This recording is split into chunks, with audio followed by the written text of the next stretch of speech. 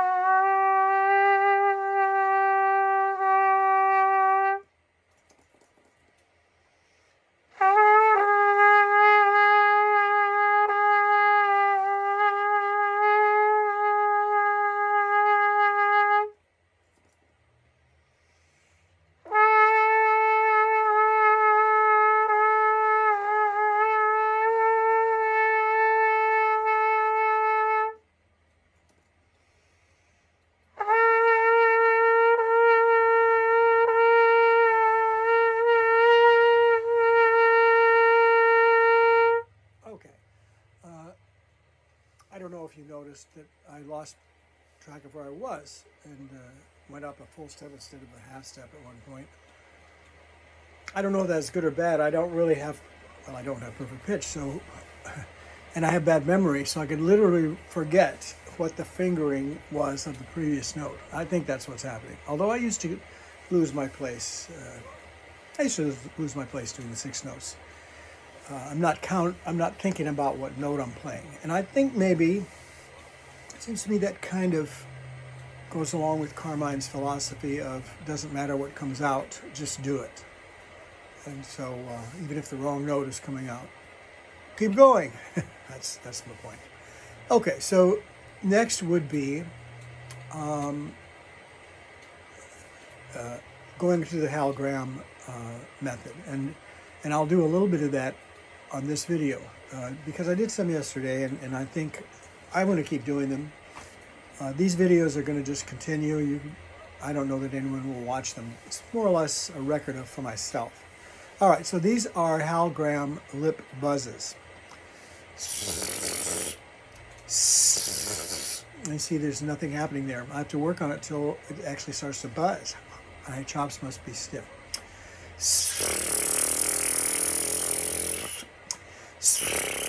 And I can get the pitch, and then I lose it. And it has to be a function of not having constant air pressure. The air pressure has to be constant to maintain the buzz, and I don't seem to be able to do that.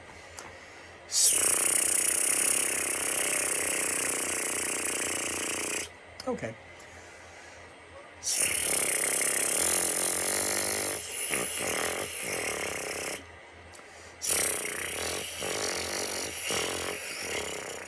Little trouble, that's okay.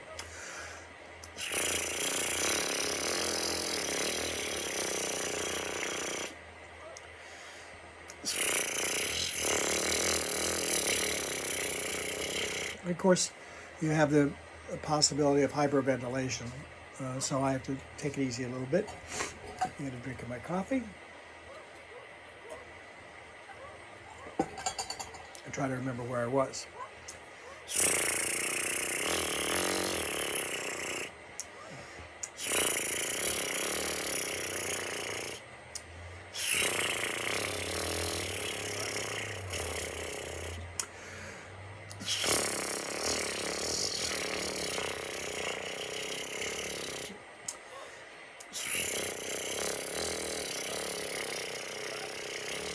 Okay, starting to lose track of what pitch it is, so maybe I should go back up.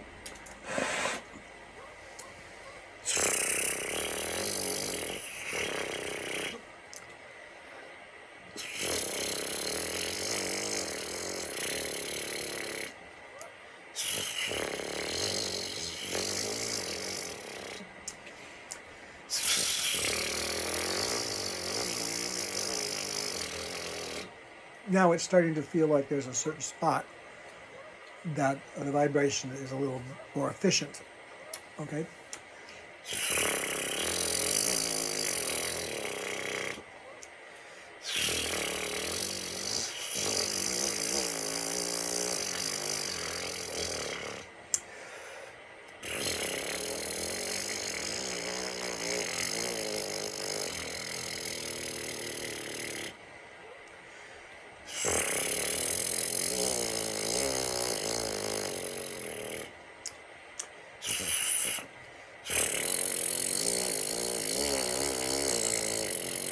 And one of the ways that it steadies is if the corners are this way, so supporting it rather than weakening it. And that, I don't know if you can even see that in the video. I just feel it in my mouth that that's what's happening.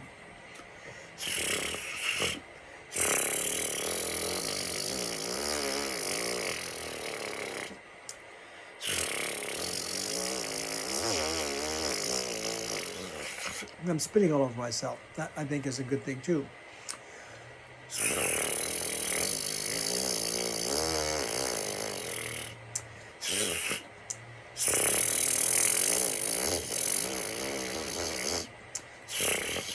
Oops, I gotta stop for a second.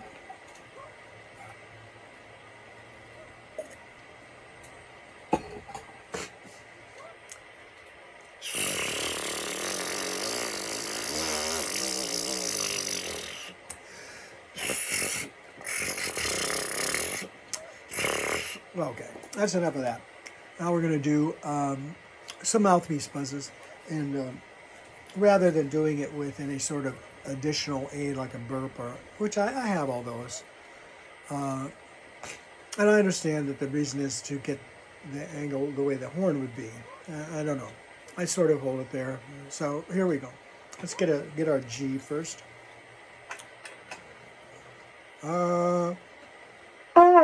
Almost. See how absolutely inaccurate that is in the beginning.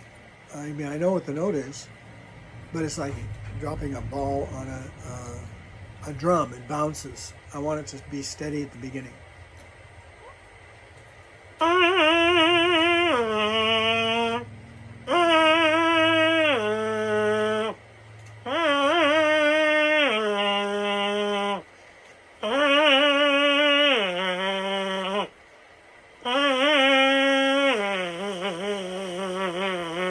to keep working on it till that low one comes out. That's tough.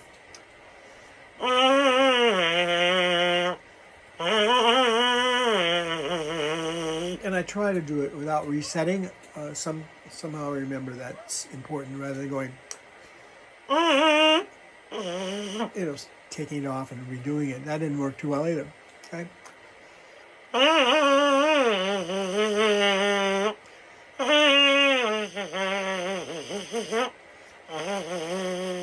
It just doesn't want to work there at the moment. But as my teacher would say, who cares? You just keep going.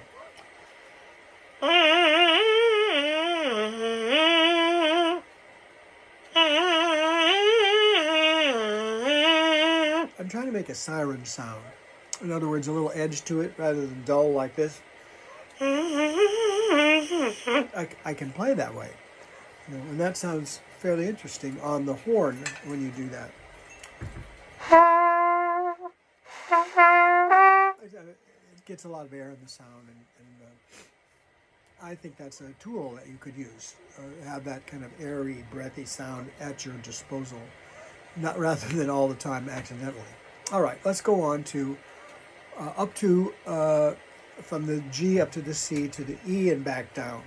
And okay, I got to pause it here.